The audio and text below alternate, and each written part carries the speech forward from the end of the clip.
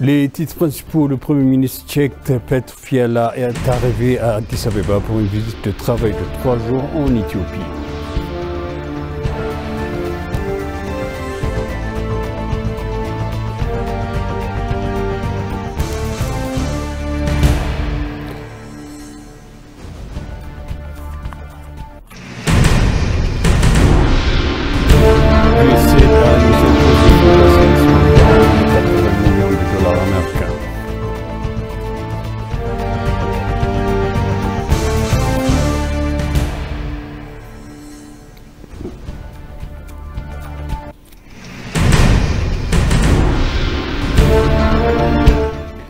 Bienvenue chers téléspectateurs sur UBC, c'est moi Zalal Omurkana avec le journal. Le Premier ministre tchèque Petr Fiala est arrivé à Addis Abeba pour une visite de travail de 3 jours en Éthiopie. À son arrivée à l'aéroport international de Bolé, le Premier ministre Fiala a été chaleureusement accueilli par le Premier ministre Abiy Ahmed.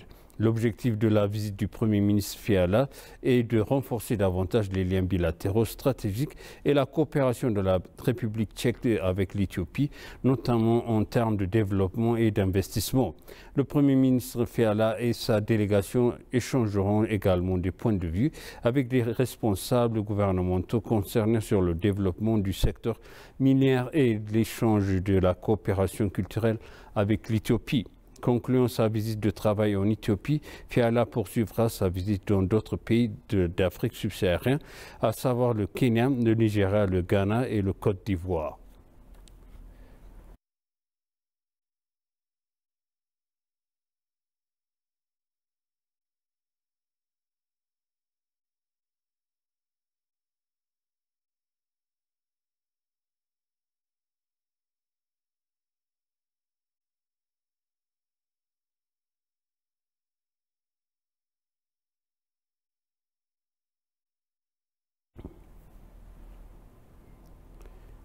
L'Éthiopie et le Djibouti ont signé un accord visant à créer une équipe comme enquête criminelle et pour prévenir et contrôler les crimes de traite d'êtres humains et de franchissement illégal des frontières.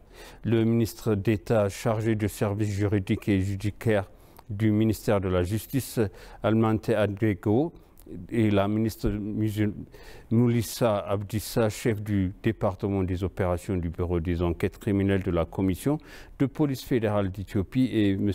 Maki Omar, secrétaire général du ministère de la Justice de Djibouti, ont signé un accord. Lors de la cérémonie de signature, M. Almante a assuré que les efforts étaient déployés pour prévenir et contrôler les crimes en renforçant la coordination et le partenariat entre les différentes institutions du pays.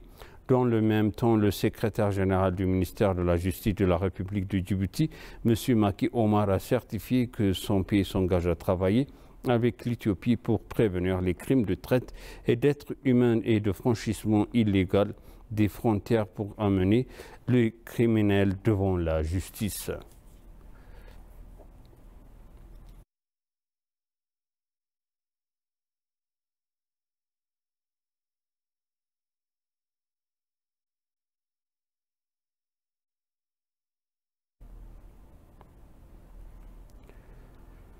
Le Conseil national de gestion des risques de catastrophe tient sa réunion ordinaire ici à Addis Abeba. La réunion se déroule en présence du vice-premier ministre et ministre des Affaires étrangères de Makamo-Konen, des ministres des hauts fonctionnaires régionaux et des parties prenantes. Le président du Conseil, le vice-premier ministre et ministre des Affaires étrangères de Makamo-Konen, a expliqué l'objectif de la consultation dans son discours d'ouverture. Un document intitulé « Assistance humanitaire », secrétaire sécurité et souveraineté, défis et voies de sortie est en cours de soumission au Conseil. On se souviendra que le ministre des services de communication gouvernementaux, Dr Lagassa Toulou, a déclaré hier dans une déclaration que sur les questions d'actualité, que le Conseil de gestion des risques et de catastrophes consulterait sur la situation de l'Éthiopie, les problèmes rencontrés et les réponses aux catastrophes.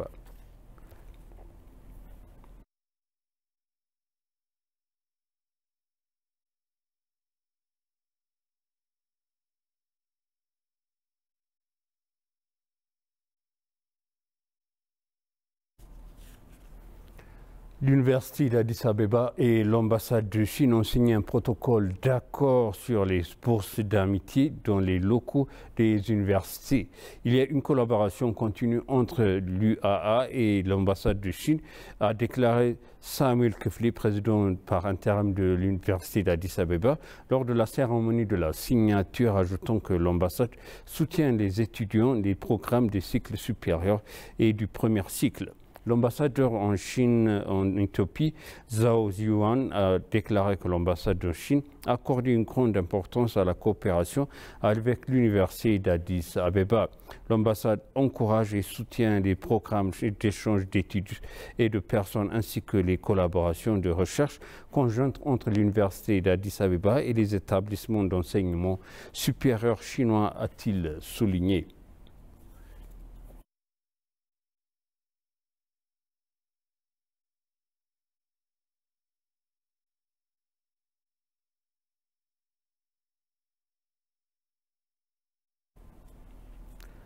La quête de l'Éthiopie pour avoir accès à la mer Rouge aura un rôle essentiel pour accélérer l'intégration régionale entre les pays de la Corne de l'Afrique et conforme à sa politique étrangère dans la région de l'Afrique de l'Est, a souligné un diplomate chevronné et spécialiste de la relation internationale.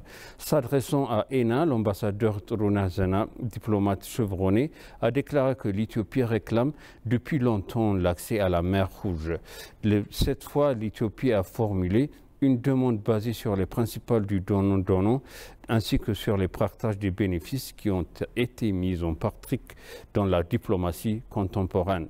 La proposition n'affecterait jamais les intérêts et les droits des autres pays car elle sera réalisée à travers les négociations et des accords sur le principe du développement partagé, a-t-il souligné. Le diplomate a souligné que la nécessité de travailler ensemble en vue de réaliser la quête d'accès à la mer d'Éthiopie car la nation a besoin d'un port capable pour soutenir une économie en croissance rapide. La Convention des Nations Unies sur les droits de la mer, signée en 1982 en Jamaïque, autorise les pays son littoral à utiliser les ports situés dans d'autres pays et à utiliser les ressources marines.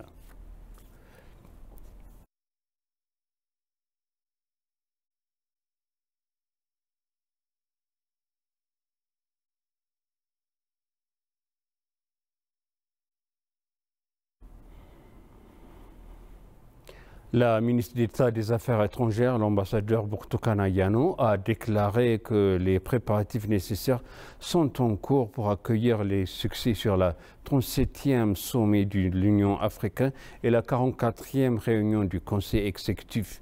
Une discussion a eu lieu avec les membres du Comité national représentant diverses institutions concernant les préparatifs de la réunion du Conseil exécutif de l'Union africaine sur les sommets de l'Union Afrique qui se tiendra à Addis Abeba en février prochain.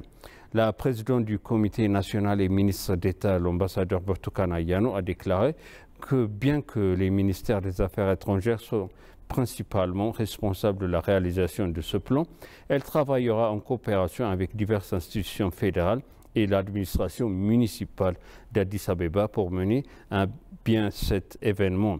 Il est prévu que du 6 au 7 février 2016, la réunion exécutive formelle et du 9 à 10 février 2016, le sommet formel de l'Union africaine se tiendra à Addis Abeba.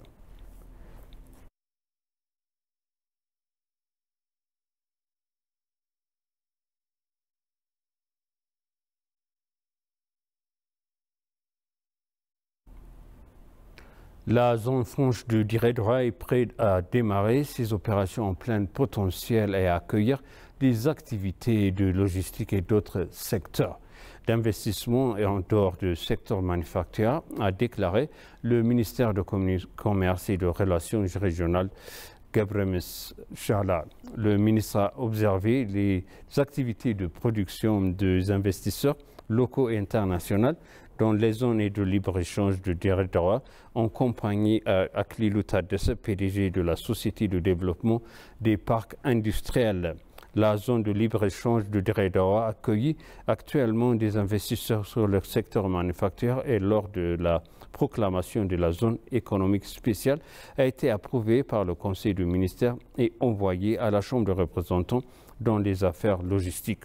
Selon les informations de la Société de développement des parcs industriels, elle commencera à accepter des investisseurs dans le secteur d'importation, de l'exportation et d'autres secteurs d'investissement.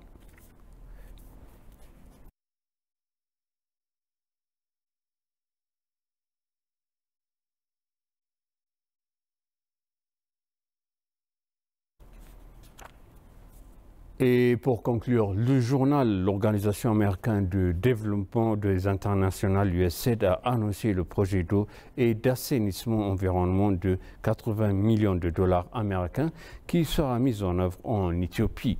Ce projet qui sera mis en œuvre en Éthiopie pour les 5 prochaines années bénéficierait à 900 000 personnes. Il a été mentionné que le projet bénéficierait particulièrement au service d'approvisionnement en eau et renforcerait les institutions travaillées dans les domaines de l'assainissement et de l'hygiène.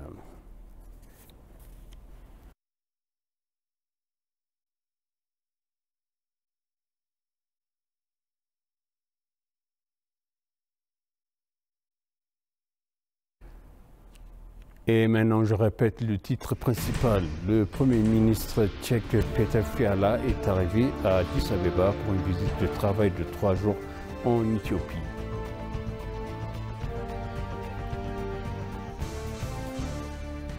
Chers téléspectateurs, ainsi s'achève le journal. C'était Moisella Lomourkana avec vous. Oui, je vous souhaite une bonne suite de programme.